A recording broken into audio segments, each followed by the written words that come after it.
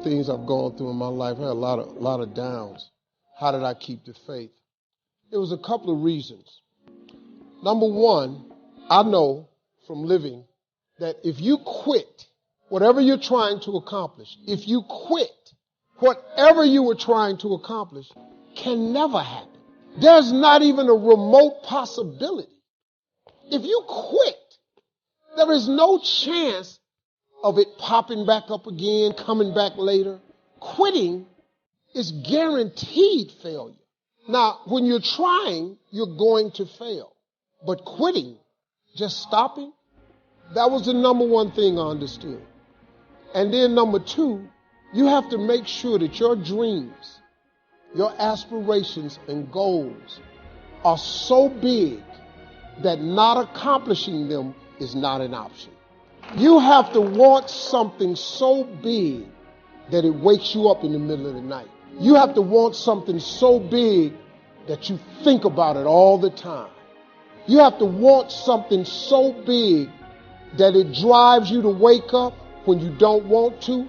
It keeps you up at night when you long been sleepy.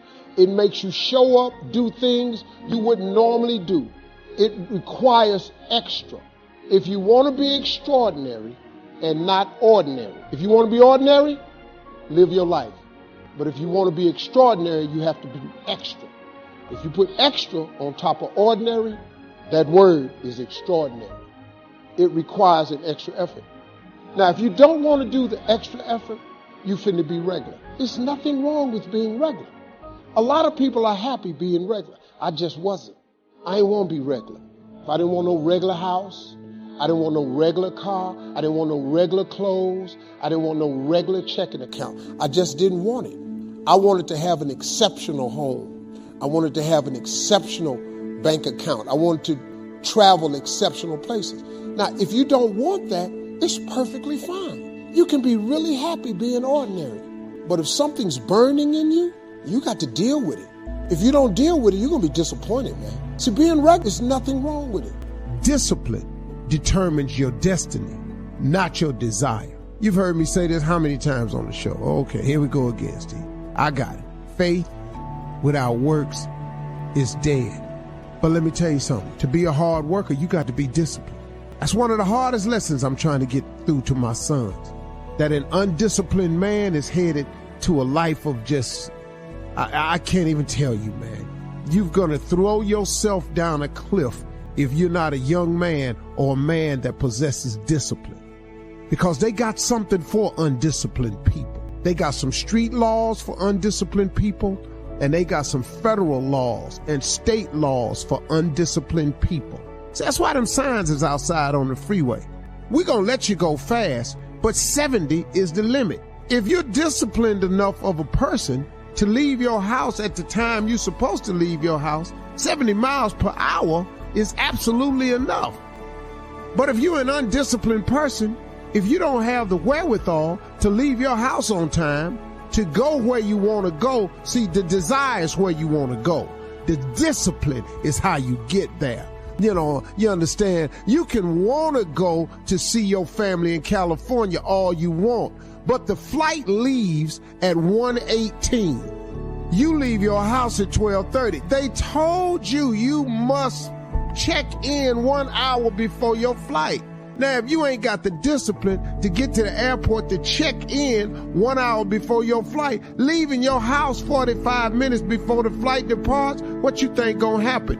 Your desire to go see your family in LA is going to be thwarted because you lack the discipline to prepare yourself and get yourself ready to do the things that you have to do to make your desires come true. I'm telling you, discipline determines your destiny, not your desire.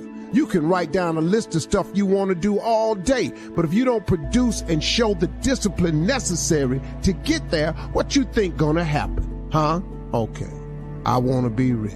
Okay, I want to make $400,000 a year. Okay, I want to be the best player that there is. Okay, but you don't want to practice. See, the cat that's disciplined enough to show up at practice, that's shooting jumpers when everybody gone home, that's the guy that's going to be the best. The guy that puts that's never late for practice the guy that studied the playbook, that's the guy that's going to make it. That's the guy that's going to make it. Not the guy that's talking crack. It's talking that smack. I'm going to make the Pro Bowl. I'm going to make the All-Star team. I'm going to be All-American. That's just what you saying. But discipline determines your destiny, not your desire. So now let's talk about this discipline. What is that really, Steve? That's your work ethic. That's your hunger. That's your will. That's what you do. That's how hard you're willing to demonstrate. See, it's a live demonstration now. Discipline is how hard you're willing to demonstrate the attributes and the traits to be what you want to be. Did you hear me? It is your willingness to conduct yourself in a manner that is above and beyond what they say is necessary. When you have a massive goal, something that's big, you must first make it something that not reaching it is unacceptable. Me not living my dream was unacceptable for me. Now, when you get faced with a challenge like living in your car for 3 years, what happened was I had a dream that was so big, my dreams were bigger than all my problems. If your dreams aren't really big enough and your problems are bigger than your dreams, then your problems will be bigger than your dreams. But if your dreams are so big, I had no problem that I was not willing to endure to get to my dream. Now, the key, you said it though, was step by step. Remember this saying, inch by inch, anything's a cinch. Inch by inch. See, so you got to set incremental goals along the way. On your way to, let's say you want to be a millionaire, but let's say you only make $5,000 a year right now, but you want to be a millionaire.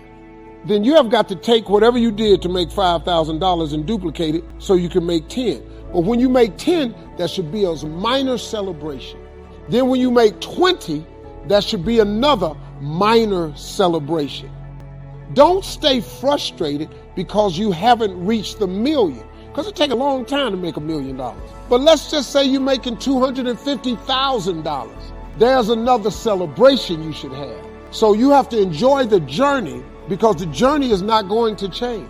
If you wait until you reach your goal to celebrate, it's mentally debilitating. So you have to have monumental steps along the way and just make inch by inch anything's a cinch. Set very doable goals as you're trying to reach the impossible thing.